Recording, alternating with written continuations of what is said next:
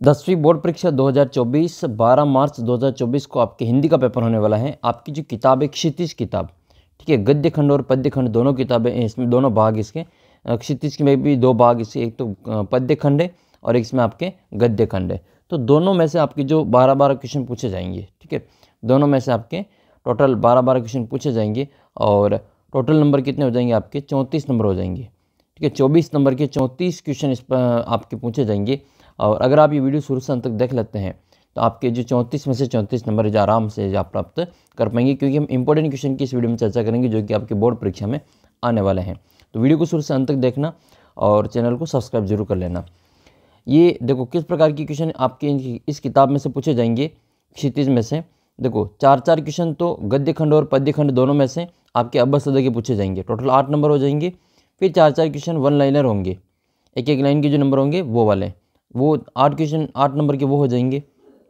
फिर 2-2 क्वेश्चन आपके लघुत्तरात्मक पूछे जाएंगे, ठीक है, जो कितने नंबर के 8 नंबर के हो जाएंगे। एक क्वेश्चन आपका दीर्घ उत्तरी पूछा जाएगा 2-2 नंबर में, तो ये 4 नंबर ये हो जाएगा। और एक क्वेश्चन आपका दीर्घ उत्तरी में पूछा जाएगा जो कि आपके 3-3 नंबर का होगा, ऐसे आपके 6 नंबर हो जाएंगे। तो टोटल आपके कितने क्वेश्चन पूछे जाएंगे इस किताब से? 12 और 12 24 क्वेश्चन पूछे जाएंगे, 12 पद्य खंड से और 12 गद्य खंड से। और फिर आपके जो टोटल मिला के 34 नंबर हो जाएंगे। एक जो आपकी दूसरी किताब है कृतिका वाली, वो आपके कृतिका जो किताब है वो आपके 10 नंबर की किताब है, ठीक है। कृतिका किताब में से आपके केवल 4 ही क्वेश्चन पूछे जाएंगे, केवल 4 क्वेश्चन पूछे जाएंगे, वो भी 10 नंबर में। और ये किताब आपके मोस्ट इंपॉर्टेंट है क्षितिज वाली जो किताब है, क्योंकि इसमें आपके टोटल 12 और 12 24 क्वेश्चन बनेंगे, 12 गद्य खंड से और 12 पद्य खंड से। और टोटल कितने नंबर हो जाएंगे? 34 नंबर हो जाएंगे। तो वीडियो को शुरू से अंत तक देखना ताकि आपको पूरा फायदा आपका मिल सके। तो ये आपके सामने शेखावटी मिशन 100 का मोस्ट इंपोर्टेंट क्वेश्चन पेपर का जो ये 2024 के पेपर में आने वाले क्वेश्चन है, तो एक बार इनको ज़रूर देख लेना। पद्य खंड में आपका जो पहला पार्ट है वो सूरदास जी वाला है, तो हम इसमें देख लेते हैं। पहले तो आपको एक कवि का जीवन परिचय पूछा जाएगा, तो हम इसमें सूरदास जी का भी इंपॉर्टेंट बनता है, इनको भी हम देख लेते हैं। तो सूरदास जी का जीवन परिचय, इसमें सबसे पहले बात कर लेते हैं जन्म की। तो सूरदास जी का जो जन्म है वो 1478 में होता। जन्म स्थान एक मत के अनुसार तो मथुरा के निकट हुआ था, और जबकि दूसरे मत के अनुसार दिल्ली के पास सीही में हुआ था। इनके गुरु का नाम वल्लभाचार्य था और विठलनाथ द्वारा स्थापित अष्टचाप कवि के जो सर्वप्रिय कवि थे। निवास कहाँ था इनका? मथुरा और वृंदावन के बीच में गौघाट। श्रीनाथ जी के मंदिर में भजन कीर्तन किया करते थे। प्रमुख इनकी रचनाएं कौन सी हैं? तो एक तो सूर सागर है, साहित्य लहरी है और सूर सारावली है।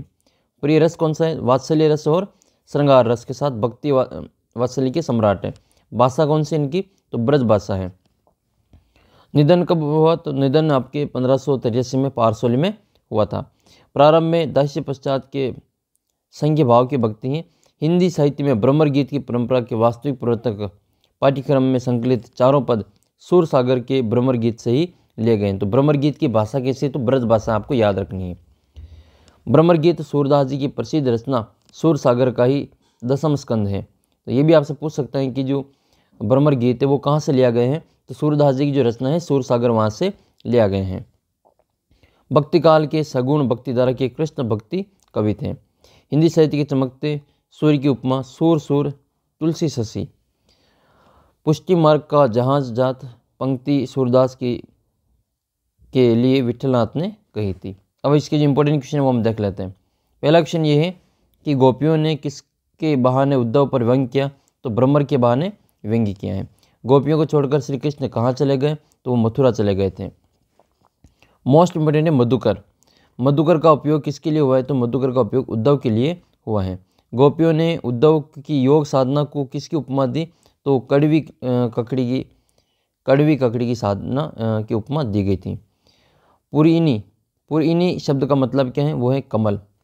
गोपियों का मन रात दिन सोते जागते किसके नाम की रट लगाता है? तो श्री कृष्ण के नाम की रट लगाता है। ये व्याधि क्या होता है? तो व्याधि शारीरिक कष्ट होता है, जबकि एक होता है आदि। आदि और व्याधि, आदि तो हैं आपके मानसिक कष्ट और व्याधि हैं शारीरिक कष्ट। गोपियों ने अपनी तुलना किससे की? तो अपनी तुलना जो है हारिल पक्षी से की थी, ठीक है। गोपियों ने अपनी तुलना हारिल पक्षी से की है। फिर अगला प्रश्न ये आपके इंपॉर्टेंट ये बनता है कि गोपियों ने कृष्ण को सच्चे प्रेमी के स्थान पर और क्या उपमा दी? तो कुटिल राजनीतिज्ञ की उपमा दी है। सूरदास के पदों में किस रस का प्रयोग हुआ है? मोस्ट इंपोर्टेंट क्वेश्चन बनता है ये वाला 10वां। तो इसमें आपको याद रखना है वियोग श्रृंगार का जो उपयोग हुआ है। ठीक है, फिर आपकी इंपोर्टेंट क्वेश्चन बनता है उदो तुम तो अति बड़भागी, गोपियों ने ऐसा क्यों कहा? तो क्योंकि उदो प्रेम बंधन से सर्वथा उसी प्रकार मुक्त रहे जिस प्रकार कमल जल में रहकर भी जल से प्रभावित नहीं होता है। उद्धव के प्रेमहीन होने पर व्यंग्यात्मक रूप से गोपियों ने उन्हें भाग्यशाली कहा है। फिर आपके इंपोर्टेंट क्वेश्चन आता है कृष्ण प्रेम रूपी हारिल की लकड़ी को गोपियों ने कैसे पकड़ा?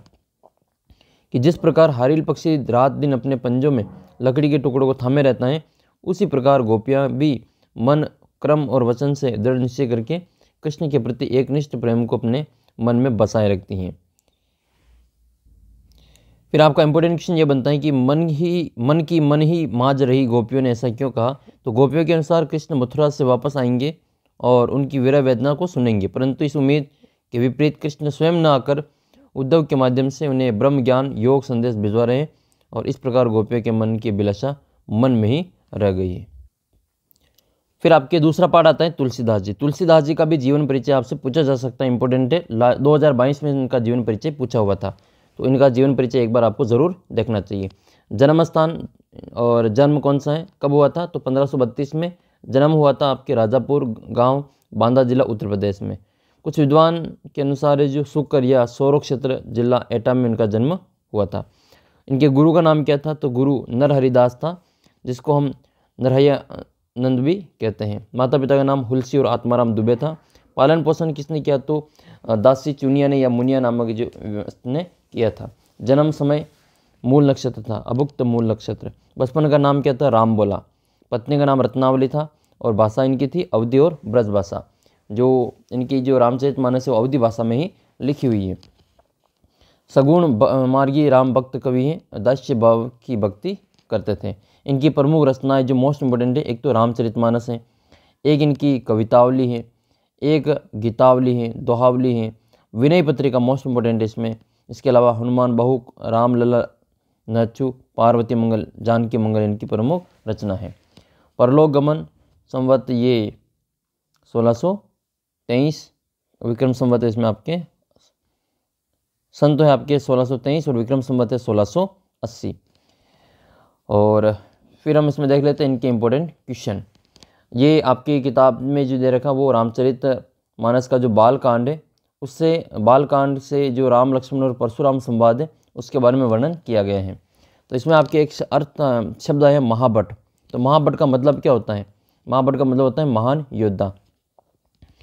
फिर आपके एक प्रश्न आया है, अगला प्रश्न आपके क्वेश्चन नंबर 3, अर्भक शब्द का मतलब क्या होता है? अर्भक शब्द का मतलब होता है शिशु, छोटे बच्चे को शिशु को अर्भक कहा जाता है। निम्न में से कौन ब्राह्मण का पर्यायवाची नहीं है? तो इनमें से जो ब्राह्मण का पर्यायवाची नहीं है, देखो मही देवन ये तो हैं, द्विज भी हैं, विप्र भी हैं, लेकिन नृप नहीं होगा। नृप राजा का, ये नृप जो है ना, ये नृप ब्राह्मण का ना होकर राजा का पर्यायवाची है। अगला प्रश्न आपका ये है कि कौशिक गोदी सोनू शब्द किसके लिए प्रयुक्त हुआ है? तो ये विश्वामित्र के लिए प्रयोग किया गया है। गालको शब्द का मतलब क्या है? गालको का मतलब होता है नाश करने वाला। नेक्स्ट है अगला क्वेश्चन आपके ये है कि ये वाला, नाथ शंभु धनु बंज निहारा में नाथ शब्द का प्रयोग किसके लिए हुआ है? तो ये परशुराम के लिए प्रयोग हुआ है। नाथ शब्द का प्रयोग परशुराम के लिए हुआ है। परशुराम ने शिव धनुष तोड़ने वाले को किसके समान अपना शत्रु बताया? तो उन्होंने सहस्त्रबाहु के समान अपना शत्रु बताए हैं। ये पूरी PDF ऐप से मिल जाएगी, इसको वहाँ से डाउनलोड कर लेना, एक बार इनको ज़रूर देख लेना। फिर आपके अगला प्रश्न है कि व्यर्थ दरहु धनु बाण कुठारा कथन किसका है? तो ये लक्ष्मण का कथन है। रघुकुल भानु की संज्ञा किससे दी गई? तो ये राम को रघुकुल भानु की संज्ञा दी गई है। बालकों के गुण दोषों की ओर ध्यान न देने की बात किसने कही? तो ये विश्वामित्र ने कही थी। नेक्स्ट फिर आपके अगला है कि भृगुसुत जो मुनि हैं, इन्हें अनेक बार भूमियों को क्षत्रियों से वीन कर किसे प्रदान की? तो ये ब्राह्मणों को प्रदान की थी। परशुराम ने लक्ष्मण को कालवश क्यों बताया? क्योंकि वे शिव के धनुष को बाकी धनुषों के समान बता रहे थे। फिर आपके इंपॉर्टेंट क्वेश्चन बनता है ये वाला, परशुराम जी ने किन शब्दों में लक्ष्मण को फटकार लगाई? तो परशुराम जी ने कहा कि तुम अपने काल के वश में होकर ये सब बोल रहे हो, तुम रघुवंश को कलंकित करने वाले चंद्र हो। तुम बिना किसी अंकुश के ये सब बातें कर रहे हो, पर मैं सत्य कहता हूँ तुम क्षण भर में काल कवलित हो जाओगे। यदि तुमने खुद पर नियंत्रण नहीं रखा तो शीघ्र ही प्राणों से हाथ धोना पड़ेगा। अगला प्रश्न आप कहें कि कुशल वीर पुरुष की लक्ष्मण ने क्या एक पहचान बताइए। तो लक्ष्मण ने कहा कि शूरवीर शत्रु को रणभूमि के में सामने देखकर पराक्रम का परिचय दिया करते हैं। वे धैर्य नहीं खोते हैं और मुंह में अपशब्द नहीं निकालते हैं। अपने पराक्रम का वर्णन वे स्वयं कभी नहीं करते हैं। अगला जो प्रश्न आपका ये है कि लक्ष्मण ने परशुराम जी के अब तक बचे रहने का क्या कारण बताया। तो एक ब्राह्मण समझकर अब तक नृपद्रोही भृगुवर को छोड़ रखा था। अब तक परशुराम जी किसी कुशल योद्धा या योग्य योद्धा से नहीं भिड़े हो, अपने घर में ही देवता बने बैठे हो, इस कारण वे अब तक बचे हुए हैं। इस पाठ का जो सबसे इम्पोर्टेंट क्वेश्चन बनता है वो है कि राम लक्ष्मण और परशुराम संवाद का आपको संक्षिप्त में वर्णन करना है। तो परशुराम लक्ष्मण संवाद ये इसका संक्षिप्त में वर्णन करना है। तो यह अंश जो है वो एक तो आपको रामचरितमानस का जो बाल कांड है वहाँ से लिया गया है। सीता स्वयंवर में राम द्वारा शिव धनुष भंग करने के बाद मुनि परशुराम को जब यह समाचार मिला तो वे क्रोधित होकर वहाँ आते हैं। शिव धनुष को खंडित देखकर वे अपने आपे से बाहर हो जाते हैं। राम के विनय और विश्वामित्र के समझाने पर तथा राम की भक्ति की परीक्षा लेकर अंततः उनका गुस्सा शांत होता है। इस बीच राम लक्ष्मण परशुराम के बीच जो संवाद हुआ उस प्रसंग को यहाँ प्रस्तुत किया गया है। परशुराम के क्रोध भरे वाक्यों का उत्तर लक्ष्मण व्यंग्य वचनों से देते हैं।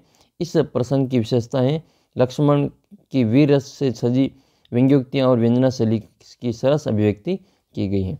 इनसे आपके यही क्वेश्चन आपके इम्पोर्टेंट बनते हैं।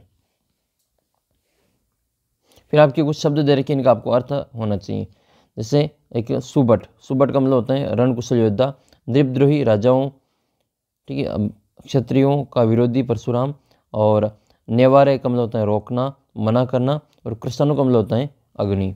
और परशुराम की अग्नि को किसके समान किसने किसके समान शांत किया। तो परशुराम की क्रोधाग्नि को शांत करने के लिए शीतल जल समान मधुर वाणी में श्री राम बोलते हैं और ब्राह्मण का क्रोध जो शांत करते हैं।